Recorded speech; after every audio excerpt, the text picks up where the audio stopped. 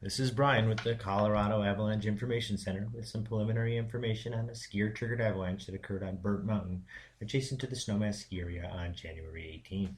The avalanche occurred on a small northeast-facing gully feature at around 10,400 feet.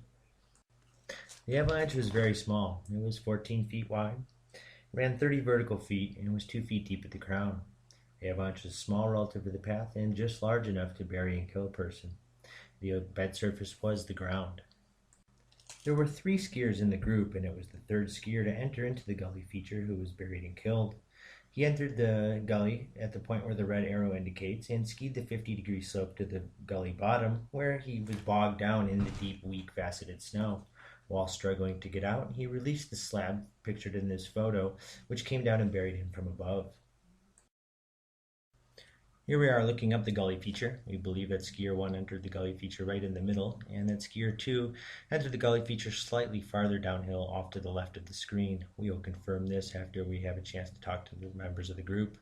Here you can see the soft slab that released and dug down to the ground that ultimately buried skier 3. You can see in a few places where the surface snow had stepped down and released on a very active surface layer before digging down into the facets. We have a nice video of this coming up in just a second here.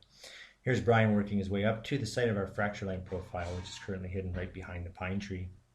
As skier 3 was struggling, the soft slab came down and did bury him in the bottom of the gully feature, which is marked by this pole and glove. Skier 1 and skier 2 were farther down in the gully and were able to work their way back up from below and dig them out with his hands, but efforts at resuscitation were unfortunately not successful.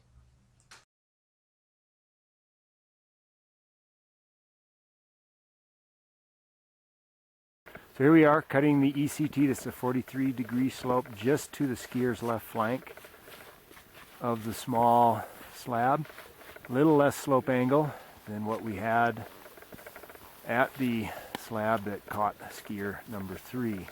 Over there the slope angle is about 50 degrees. So that did not fail yet, which was a little bit of a surprise to us given the faceted grained snow that makes up the bulk of this snowpack. Now we're going to do our ECT and start with our 10 taps from the wrist. Boom.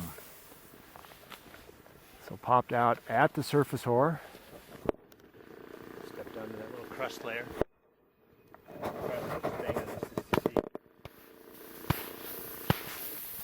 And then the depth hoar just crushes with no support whatsoever.